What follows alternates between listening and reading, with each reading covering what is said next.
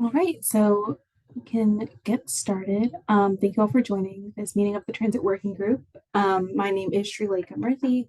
I am a transportation planner with the Boston Region MPO, and I'll just take us through some of our meeting notices. You are invited to participate in our transportation planning process, regardless of your race, color, national origin, including limited English proficiency, religion, creed, gender, ancestry, ethnicity, disability, age, sex, sexual orientation, gender identity or expression, veteran status, or background. To read the full notice of your rights and protections, please visit www.bostonmpo.org /MPO_non/discrimination. Next slide. Our virtual meeting guidelines read as follows. All participants will join the meeting with muted microphones. Please rename yourself to include your first name, last name, and affiliation. After the roll call, you may mute and unmute yourselves, but we ask that you remain muted unless you're actively speaking. To participate in the discussion, please select the raise hand function. You can find this by clicking either on the participants button at the bottom of the screen, and a window will pop up with the raise hand button at the bottom or the reactions button in the toolbar. And then either Aaron and I will call on participants. If you are on the phone, you can use *9 to raise your hand. And if you have any technical difficulties, please contact Aaron McGuire via the chat box at emaguire@ctps.org or by calling 857-702-3681. This meeting is accessible to people with disabilities. Zoom products are compliant with exceptions with the following standards: Web Content Accessibility Guidelines 2.1 Level AA standards and revised Section 508 standards. Again, if you require any additional accommodations in order to participate fully in this meeting, please contact Aaron McGuire, MPO staff at emaguire@ctps.org or by calling 857-702-3681. That is always a mouthful. So since we've got a bit of not a packed agenda, but a really interesting topic I want to really give us time to dig into, I'll just ask that you please introduce yourself in the chat with your name and affiliation. I've got a couple of slides just to do a bit of level setting before we jump into our conversation. So if we could all take a second to do that. I'll just introduce myself and I'll pass it to Aaron to do a quick intro. My name is, like I said, Srilekha. I'm a transportation planner. I mainly manage the Unified Planning Work Program for the Boston MPO, and I'm also working on the Transit Working Group. And Aaron? Good afternoon, everyone. Thank you for joining us. I am excited for our conversation today. I am a transportation planner with the MPO, responsible for our long-range transportation plan. And yeah, let's jump into this. Awesome. Thanks, Aaron. So we jump right into the presentation. One more.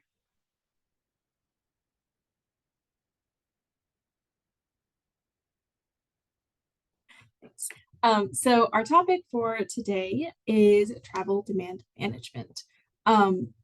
So before we kind of jump into the conversation, we wanted to do a little bit of level setting, getting some definitions straight, since there are so many different ways you can think about TDM. So we consulted a report put out by the MPO in 2022, and the report defines a travel demand management as a suite of transportation policies and programs defined as the people-focused companion to the infrastructure-focused supply management. Over time, TDM has expanded to support and incentivize healthier, more environmentally sustainable transportation behaviors. So what does this mean in practice? Slide, please. So at the MPO, TDM practices are incorporated across a few key streams of MPO work. For one, we consider some elements of TDM policies in our TIP scoring. We include some discussions of TDM related policies in our LRTP goals, and TDM ideas are sort of incorporated across our work in considering mode shift or encouraging mode shift. But we're maybe not always the best place to look for some of these answers. So what we wanted to do is invite some staff from towns that have had success in incorporating TDM policies in their work and in their practice to kind of share their experiences with you all, and field some questions if you have any. So with that, I want to turn it over to Susan Barrett from the town of Lexington. Lexington has sort of stood out to us as an example of a town that has incorporated some of this work. And Susan it has very kindly offered to share some of her experiences. So Susan, I'll pass it over to you. Hi. So I'm not sure that we're a shining example, to be perfectly honest. Um, uh, so I'm not exactly sure what direction you want me to go here. I can tell you my familiarity with what Lexington does. I've been with the town for 6 years. And in 1998, the town developed TDM policies and procedures, which at the time were considered pretty progressive.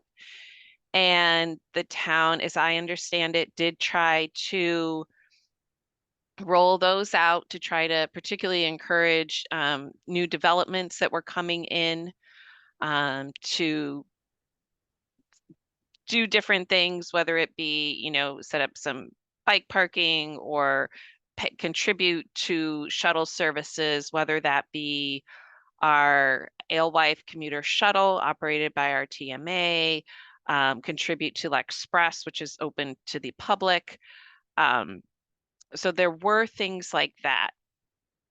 When I started here in 2018 and started to kind of dig into what had happened, what I came to understand was that policies sort of started falling apart around the mid 2000s. And it was seen as not really having a whole lot of teeth to it. And it was really up to really like the town managers, whoever was doing the negotiating to figure out what they wanted to have into different agreements. I think the town has tried to, get sidewalks where it could, that sort of stuff. I don't really know all the details on that. What I can say is trying to get funding though for the transportation services. I've seen it be very difficult. And frankly, I'm curious to hear from some of the experts in the room.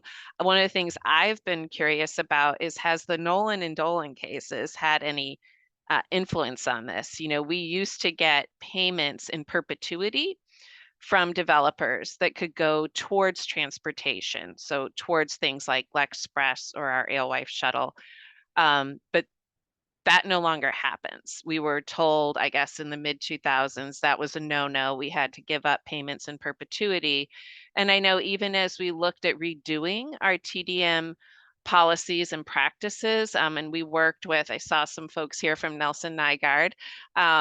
We worked with them on redoing that, which is still sitting out there, that work. It hasn't been finalized or approved yet. We looked into kind of taking the guesswork out of things, a little bit, kind of having more of like a menu of selected points and things that we hoped could make the process a little more straightforward, for people to figure out, what was fair across the board. And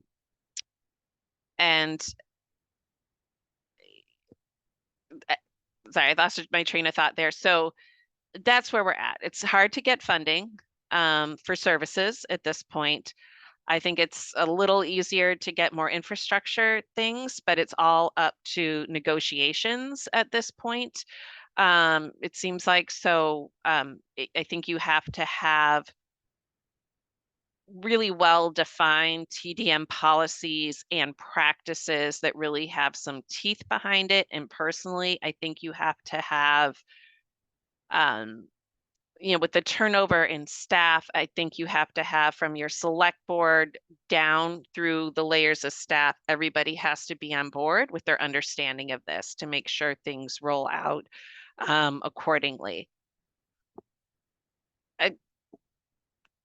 I don't know what more you'd like to like me to say. I'm personally a little upset with how TDM rolls out in our town. So Thank you for sharing. I mean, thank you for the like kind of honest look at how it's Yeah. rolled out in Lexington. I mean, that's really valuable, right? So I guess going from there, the question that you kind of posed at the end was how, if, and correct me if I'm wrong, how Nolan and Dolan have kind of affected getting those developer payments in perpetuity and Mhm. whether those kind of agreements are still enforced. Is that right? Yeah, it's one of the things I've been wondering about lately because I heard, when we have a transportation committee in town who always blamed the change on the transportation manager back in the day when this happened, not the transportation manager, the town manager, and thinking that, oh, the town just wanted to make sure they got new developments and didn't want to pressure developers, and so that was it. But I was kind of wondering if that's why our town council said we really couldn't do that, if it's looked at as maybe being more of a tax or something, if you are getting that contribution on an annual basis in perpetuity. And or just otherwise, I think the language that I've heard is you have to show that it is directly relevant. There is that, nexus with the very specific development. So if you're trying to do something like enhance public transportation, which is meant for more than just one property, how do you do it? So I realize TDM is so many things, but that funding piece for us, for Lexington, which I realize is probably different than most communities, was a really important part. Thank you. Len? Oh, sorry. So it's just so Susan, uh, I think in our case, the redevelopment board handles the analysis, the TDM part of a new development. I know that our TAC, plays a role in that, but I don't think our TAC leads it. If anything, our redevelopment board, asks us to either be a part of that assessment, or to take charge of it for them. But so in Lexington, it doesn't originate from the redevelopment board. So we have a planning board and Yeah. right, the transportation. So it used to be, as I understand, prior to my time, the Transportation Advisory Committee was more involved, in fact, very involved, when developments would come in and they'd give their say as to how they thought we could advance TDM with these developments. But of course, they wouldn't have a final say. That would go to your planning board.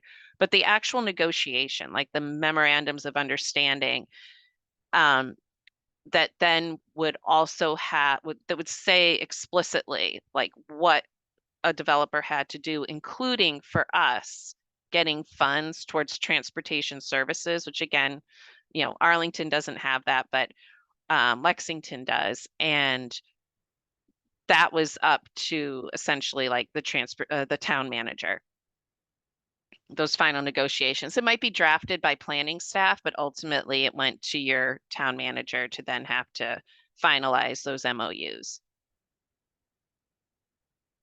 Does that make sense? It does. I'm actually learning stuff here. I don't want to monopolize just trying to understand how Arlington works versus Lexington. So I'm not going to pursue that question now in case other people have something want to ask.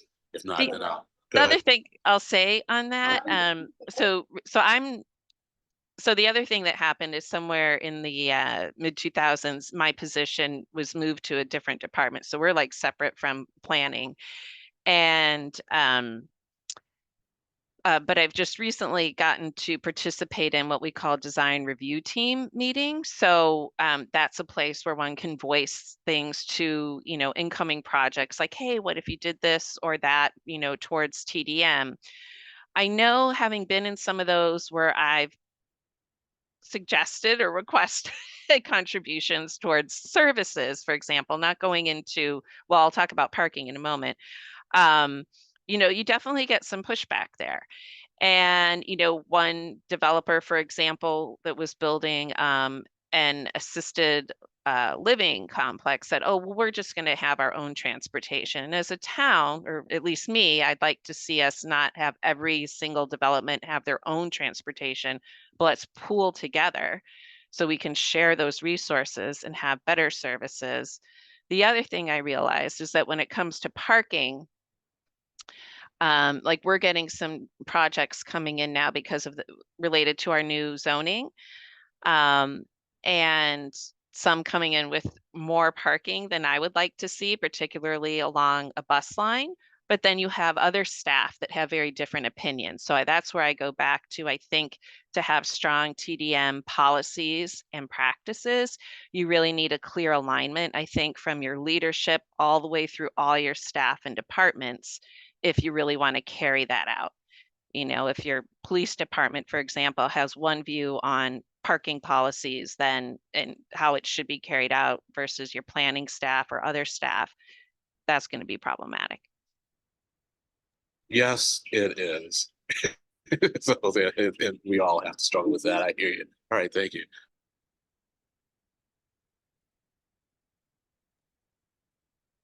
I see some comments in the chat. Alicia talking about how Medford is just talking about how they need something like Lexpress, and Boston implementing a TDM point system. I guess I'd ask, not to put you on the spot, but I would ask maybe Alicia to talk about kind of Medford's needs, or provide a little bit of context for that. Sure. Thank you. I haven't really been attending in the past. I actually asked one of my colleagues to come along as well, one of my staff, because we are about to spin up a working group in Medford for to start to figure out what are the problems and how are we going to solve it. And this actually is a result of, we also manage our CDBG funds. And so much money is being asked of CDBG to move seniors around and transportation within Medford into grocery stores and stuff what the MBTA doesn't really do, and that the ride isn't sufficient. And we have been seeing, I also have a very close insight on what's happening with teenagers and trying to move teenagers around town as well, and school transportation issues, not little kids to and from school, right? But the like to their jobs, and are you limited by where you can work as a 15, 16-year-old because you can't get there, or are you limited to after school, what clubs and after school things you can do because of transportation, and that it's mostly an internal, like physically internal to Medford problem. But then as Susan and Leonard were mentioning, Susan particularly, the idea of we have a lot of newer, larger buildings that are running shuttles to the T. And this idea of like, should we have some shared services there? We really need to sort of understand. So we are getting ready to spin up. We've actually just said, let's try to pick a date to understand what's going on internally. But then we also need to understand what are the resources, how are things, like people keep saying, why can't we have Lexpress in Medford? And so, I don't know. How did I pay for that? Are they rich over there? Which I say jokingly and not joking, right? So that's kind of where we're coming from in all of this. So.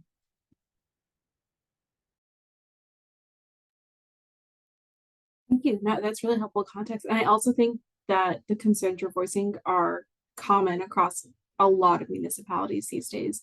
I wonder if,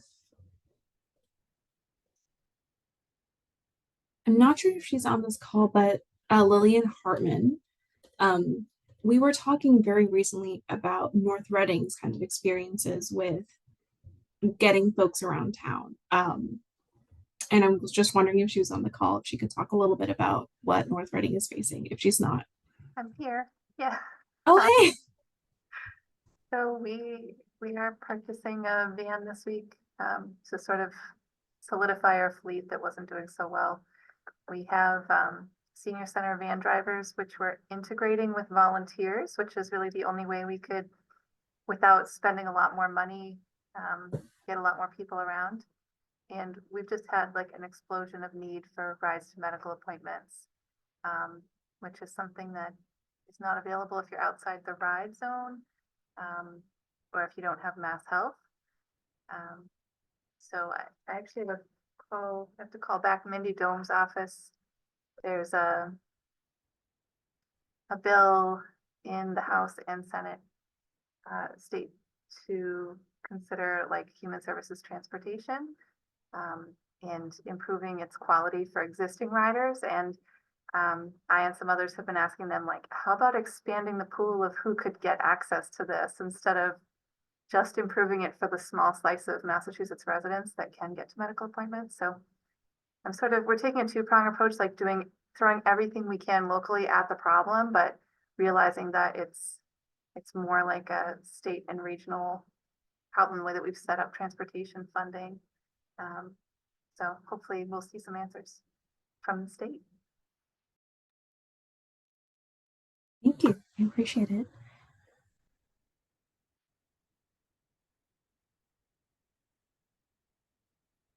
Yes, David. I guess I could talk about Newton a little bit. Even though I'm not in the planning department in Newton, I'm in the public works department, but I do, watch our special permit process. In Newton, our special permits are approved by the entire city council, 24-member city council. So and then also 40Bs, which is a whole separate process. But it always seems to be like a case by case sort of negotiation for different special permits that are coming in or different developments. Can you ask for a bus shelter? Can you ask for, a rapid flash or some sort of pedestrian improvement, right? One thing that stands out is a special permit along Needham Street, one of our major streets, that it's a big mixed use development, residential, commercial, retail, that's under construction right now. And it's about 1 mile, maybe a little bit more than a mile from a Green Line station. So it's not super close, but it's kind of close, right? And it's on a really busy street. So of course, traffic, trip generation was the major focus of almost every meeting, right?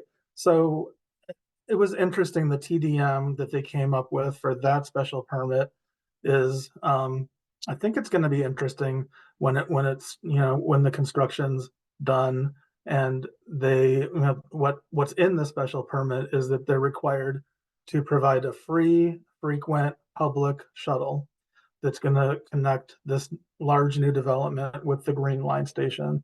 So, that's just one example, right? And in Newton, we do have, of course, we have the MBTA, we have commuter rail, light rail, buses, express buses. We're expecting maybe a little bit worse bus service in the future than what we have now with the bus network redesign. We don't have something like L'Express. We've tried in the past. I remember before I started in Newton, we had something called Newton Nexus, which ended up not being successful, and that ended before I even began working in Newton. And now we have something called Numo, which is like a shared ride service that started out very strong and seems to be struggling more now.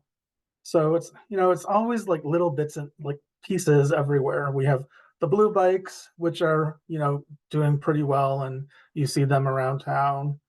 I know, dedicated funding source for fixing sidewalks, like little gaps in sidewalks. A lot of very active people, trying to come up with any kind of solution to encourage more walking to school, more biking. We see a lot more bike lanes going in 10 years ago. I never saw a bike considered now.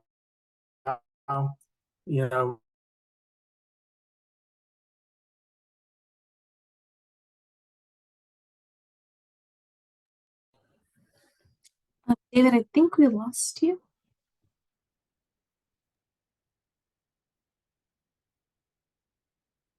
I don't know if you can hear me. It says my internet is unstable. I think I'm done with my comments. Thank you.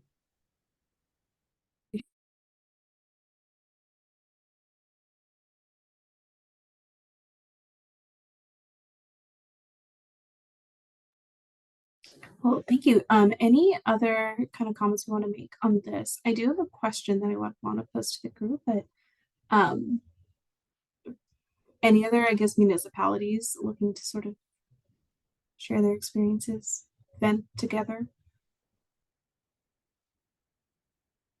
Yes, So I Alicia. might share one other thing that I just sort of feel like maybe this is the right group to raise it. In the 80s, it appears to me, because I was a child in the 80s, Somerville, Medford, and Cambridge came together to create a transportation company to do elder services transportation, and that's SCM, which is still doing transportation services today in this region in more communities. But one of the things that has come to my attention is that there was never any business plan that made sense for this organization, because they have come to me as one of their funders and said, we do not pay a living wage and our drivers do not get benefits, and therefore we have trouble expanding. And, they have to go find a grant every time they need a new van. But they have expanded to more communities. And we give a whole lot of our CDBG public service money to them. We never get complaints about their service. Our seniors love them, but my finance people complain about them. So, and this is one of these things where I feel like, right, like it's a reporting and finance issue and a concern about how and I feel like that is endemic. It's like an example of the transit funding situation going on here. Like if that was a well-funded thing, but it needs more and it's not enough.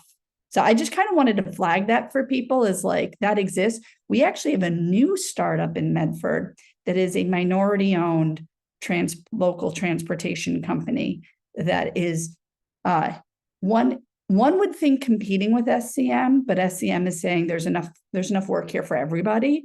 Like they're not threatened by them. And so I just sort of wanted to bring that up. Like there are people willing to do the work. I was stunned to hear Reading say they had volunteers driving vans. Like, oh my God, the liability. I'm not sure I could get legal to let us do that here. So.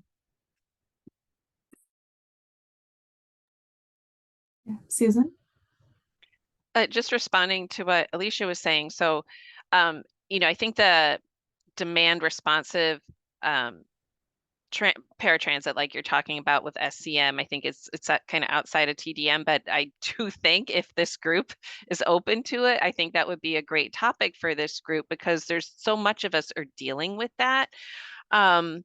And, in terms of the numbers, I don't know what SCM's numbers are, but since they're doing demand response transportation, I can't imagine they would ever get more than 3 rides per vehicle hour. And I don't know if that's what your finance team is complaining about, but ADA paratransit, I think maxes out at about 2 rides per vehicle hour. Any sort of demand responsive, I think the best you're going to get is about 3, occasionally 4, but that's, with some certain considerations like being a college town with college kids all traveling to the bars together or something. But so, and that's different than the transit. I think it's worth talking about though, because to have all of us doing our own thing, like to have Lillian have to do what she's going through, even though her community is in 2 transit authority areas, but yet there's this void of transportation services. And though some of us are inner core, some of us are outer core,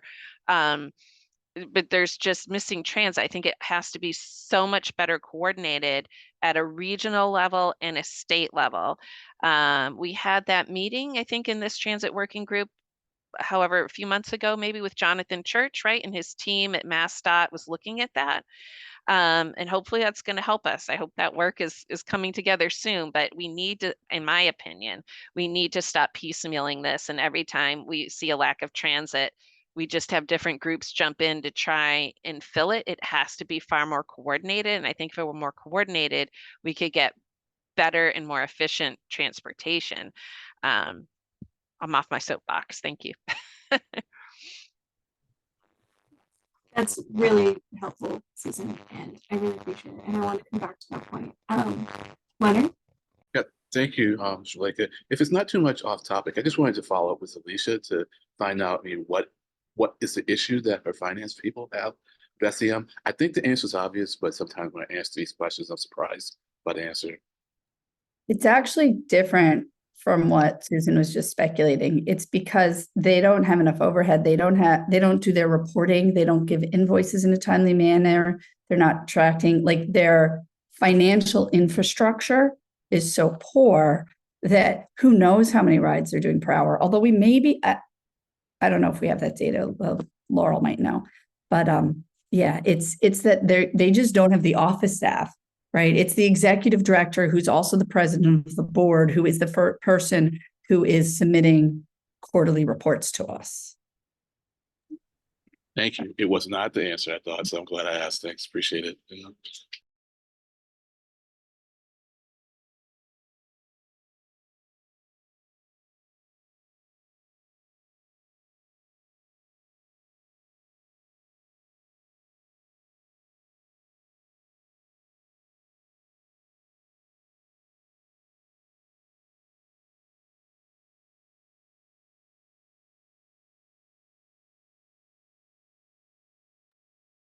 I guess I'll just ask a question. In this meeting, were you all hoping to hear more like what towns are trying to do for mode shift, or?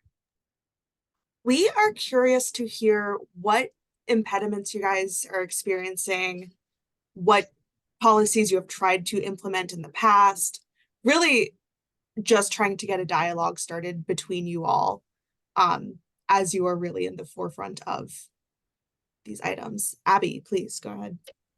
Yeah, I was just wondering, so also I don't have my thing renamed. I'm in the policy analyst for the Boston MPO. My name is Abby. Many of you look familiar.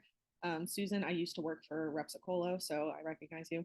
And something I'm wondering, outside of just it's expensive, what are some of the like financial challenges that folks have been facing? Is it that, I know like a lot of times pilot programs, the grant money runs out. Is it that getting the money for these programs is so cumbersome? Is it that, like, yeah, I'm just kind of wondering, like, beyond just this is all very expensive, what some of the like logistical financial challenges have been. Like how Alicia was saying, that was really interesting to me, that sometimes it's a matter of staff not being able to track money down like from contractors. That's something I never would have thought of. So anything like that, I would love to hear more about.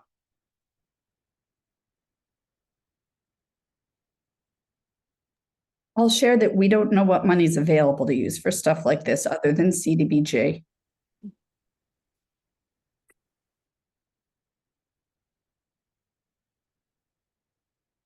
Am I supposed to be calling on people now?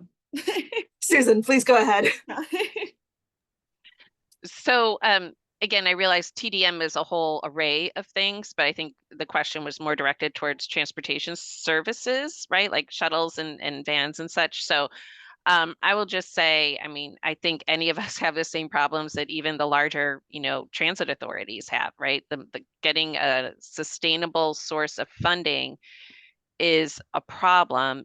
For Lexpress, which has been around since 1979, when it was originally founded, and there were more towns that had them. I'm not sure if Medford did, but a lot of the surrounding towns used to have such services.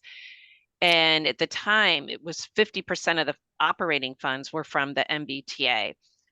That, but then over time that diminished. So the town contributions had to increase. Well, of course, the cost of the services are going to increase over time, right?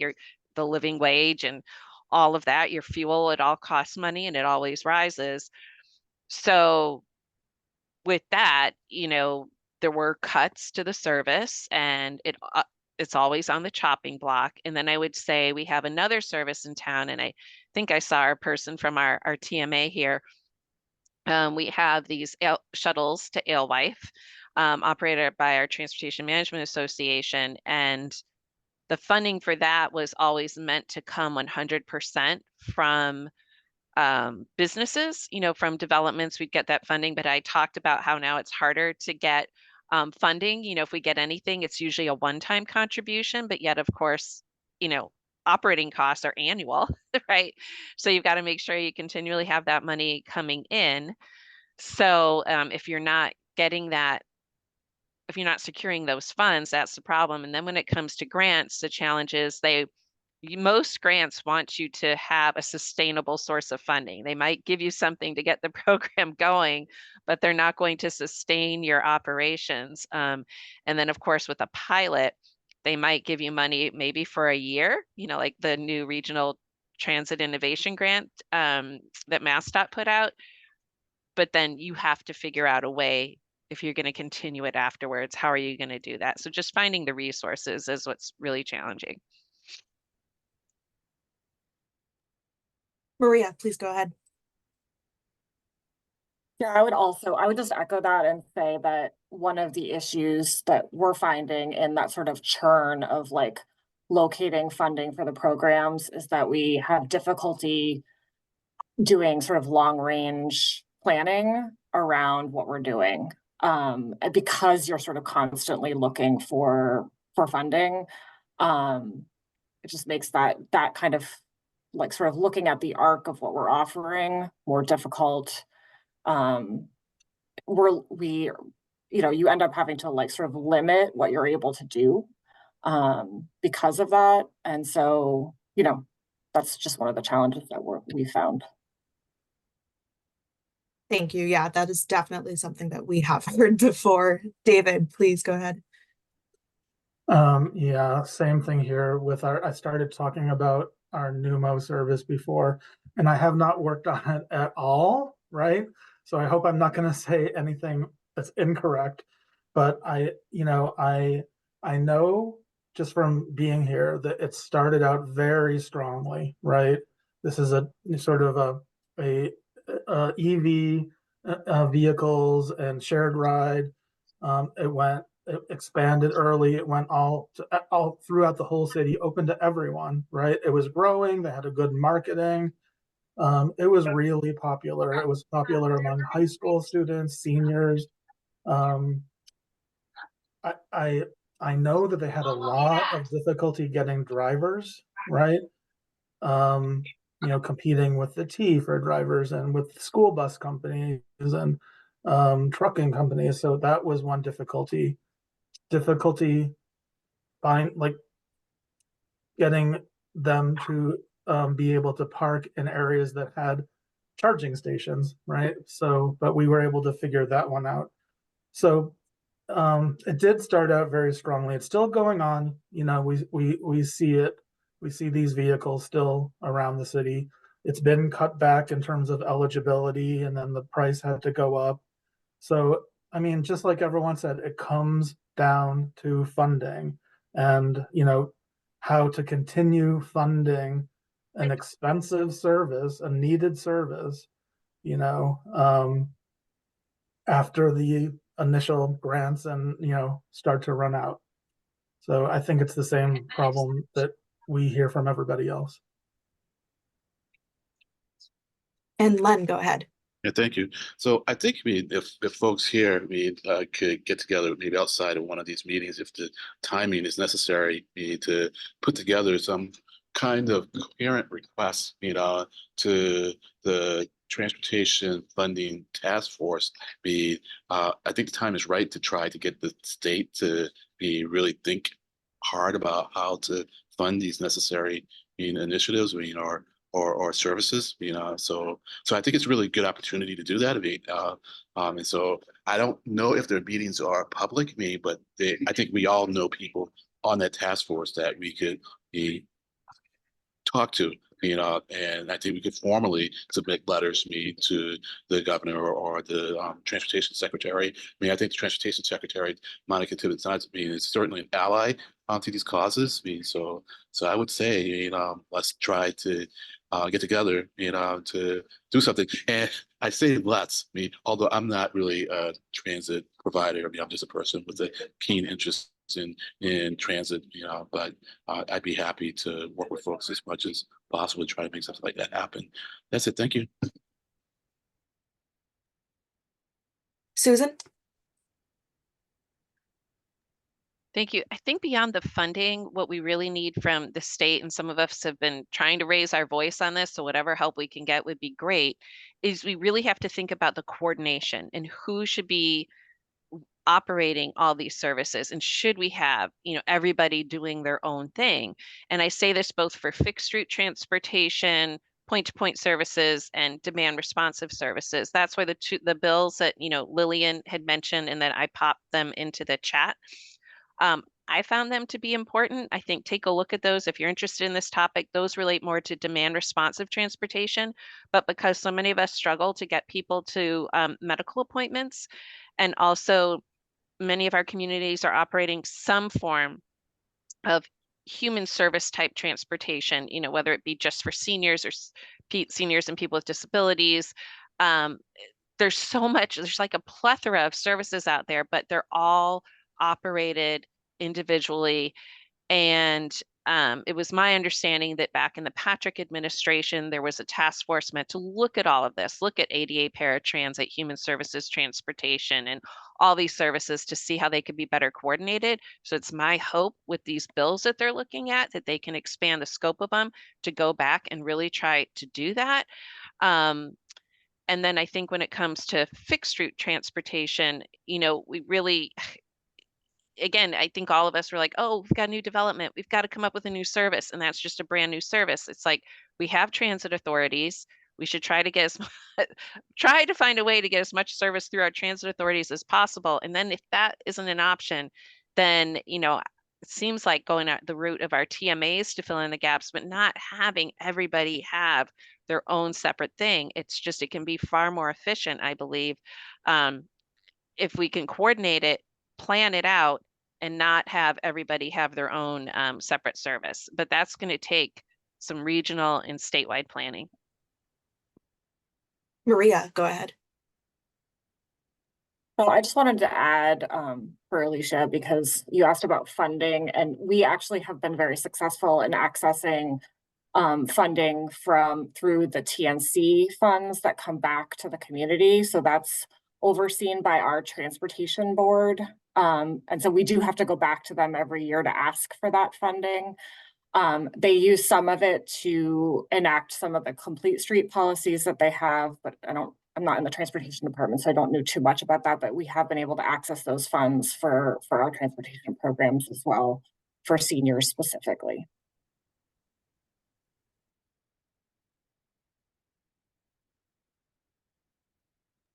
Abby, go for it. Yeah, I was also kind of wondering to jump off of like a lot of points that have been made about like coordination and duplication of services and redundancies and of that nature. Has anybody here like have any of these like transit services or shuttle services been in like a multi-town or multi-municipality operating contract? And if so, like sort of what have been some of the challenges with that? And if nobody has, or if people like have thought about it and decided against it, sort of like what the reasoning was for that.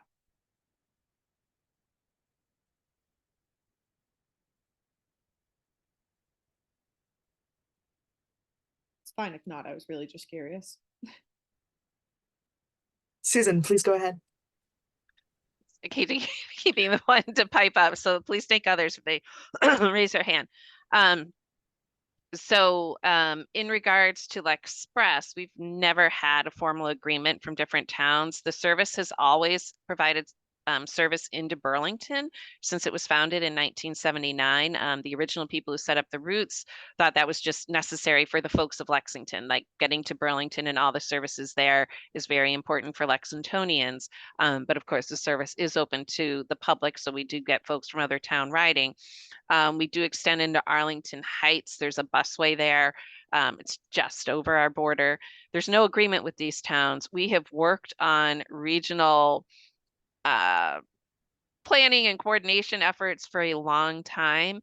And while there is always interest in having shared services, when it comes down to it, if the other towns, if it would require them to pay more than what they're paying right now, that's usually what halts the conversation. Jeff, please go ahead. All right, I jumped in because Susan, I wanted to help fill in some of that conversation. Though I think you said it pretty succinctly, and you know, I know we're running low on time here, so I don't want to, you know, this is sort of a topic that could take like multiple hours to talk about how a multi-municipality TMA operates its services. However, I think one thing that's interesting in this conversation, I know there's a few of my other TMA colleagues here as well, and TMAs nationally and internationally take on a lot of different forms. Here in Massachusetts, we are, you know, largely and predominantly privately funded. We're privately business funded.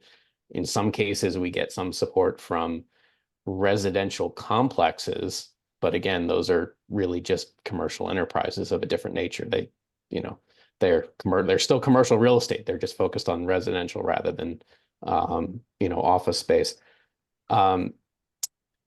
Particularly in our region, in our suburban region, it gets very difficult. We are often offered as, you know, a solution. You know, the business council can put something together and do something. But that private sector funding comes with its own forms of restrictions. You know, we have 40 to 50 members. That's 40 to 50 clients that fund us, and we work really hard, but it's a struggle a lot of times to keep everyone rowing in the same direction, you know, to get our services organized in a way that we're able to do them efficiently in a shared service that actually, you know, takes not only private cars and single occupant vehicles off the road, but takes duplicative shuttles off the road. When there is plenty of funding to go around in the private sector, it often gets directed towards wanting to be put towards dedicated or boutique services to serve one property. So that's been a challenge. And then Susan, I know you spoke earlier about some of the current challenges that you know, a lot of service operators and providers are facing. And you know, one thing that's worth noting that certainly within the last 4 years that we've gone through, you know, a lot of the private business corporate oriented TDM in Massachusetts is funded from the commercial real estate industry. And of course, that industry in particular is in, I'll just say, a delicate place right now, which has certainly changed the funding conversation, I think, for a lot of the TMAs in Massachusetts in the last few years. So I'll leave it there for now. It's like I said, this is sort of could be an all-day conversation to try and go through all this. Thank you. That was a very insightful comment. Lisa, please. Thank you for this so much. To piggyback on the comment about coordination, I work for the T. I've also volunteered for the T for a really long time, daily user. One of the things that happens is folks will want others to take transit, as we do. The problem is that sometimes transit gets full.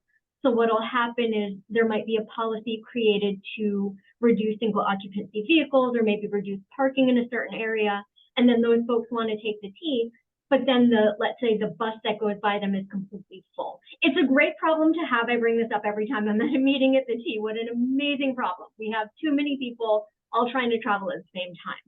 But unless we find ways to work together and communicate with each other, we can't do something as simple as saying, you know, well, we want everybody in this new apartment complex to take the bus, therefore we'll have less parking. So I haven't figured out how to get everybody in the same virtual room together other than this one, or to keep having these conversations. It just gets tough because, like, even I'm a daily user, even the buses that I happen to be taking are so full that we're leaving people behind. But it's not so simple to just throw more buses on the road or throw more trains on the Green Line or things like that. So ridership data is public. I don't know if it's necessarily easily readable in its public form, but it's certainly something that's public. So I would be very, very happy to brainstorm ways to try to address this so that everybody isn't just working on their own part of the issue and really, really looking at these things together. Thank you. And Susan. Yeah, I love that Lisa raised that comment. One of the things we're hearing now, Lexington was the first with our MBTA communities ag zoning, and the town is really interested, been wanting for a long time to build more housing, more multifamily and affordable housing. The challenge now is that our services have been cut, right? We have less public transit service now than we had years and decades ago. And so people say, well, we need more parking. Well, if we build lots of ample parking in these areas along transit, that's going to make the transit not be so efficient, right? How many people are actually going to take it? All the cars on the road, because certainly if you build the parking, they will come, right, with their cars. So it's a trick. It's like, I think I know it's tough, but we've really got to find a way to enhance the transit to give people that promise so that we don't have to build, massive amounts of parking, particularly along transit lines.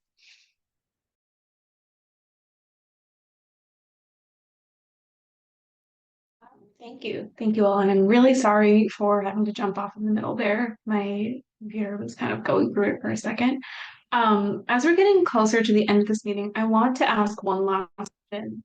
And this is not, I guess I'm not necessarily expecting an answer, but I'm just curious. In thinking about parking and parking, like improving parking access for transit, how are your municipalities dealing with parking or the idea of parking maximums versus minimums for new developments? Is this like a popular idea amongst your planning boards or select boards? Is this a conversation that's come up before? What is the where is that conversation at with your municipalities?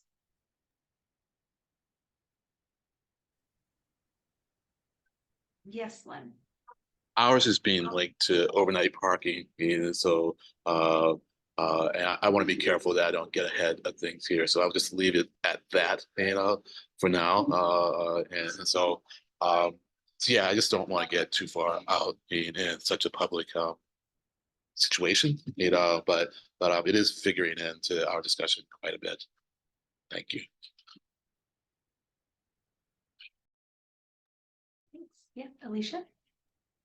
Probably helpful to say that in 2020, Medford had a change in administration, and we seem to be having a major change in population because we have been parking minimums for a very long time. And there are a lot of Medford residents who still believe strongly there must be enough. You must have 2 spots for every unit.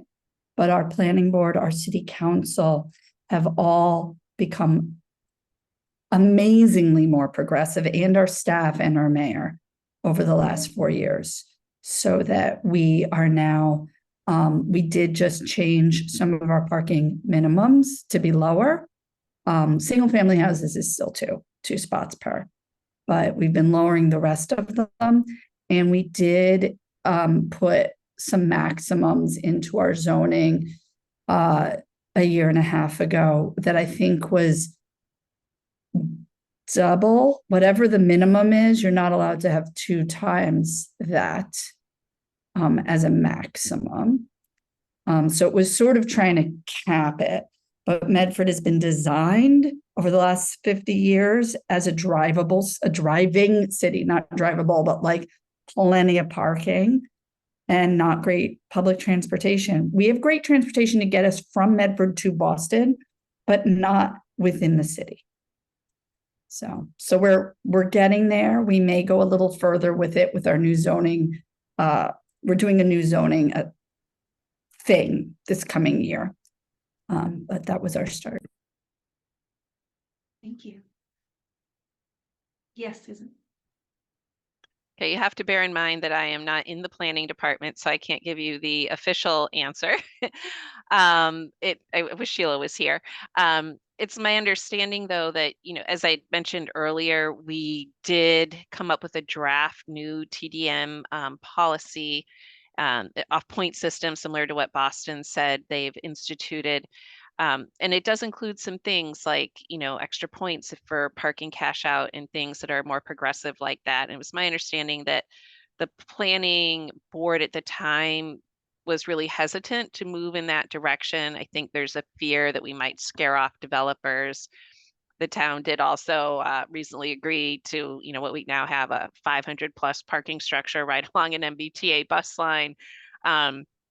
So while the town has a goal to reduce emissions and to reduce congestion, it's again, getting that alignment from all the entities is what's really needed. And yeah, so there's a hope and a dream, but we need all the policies, practices, and everyone aligned, working in that same direction, rowing in the same direction, as Jeff said. Thank you. And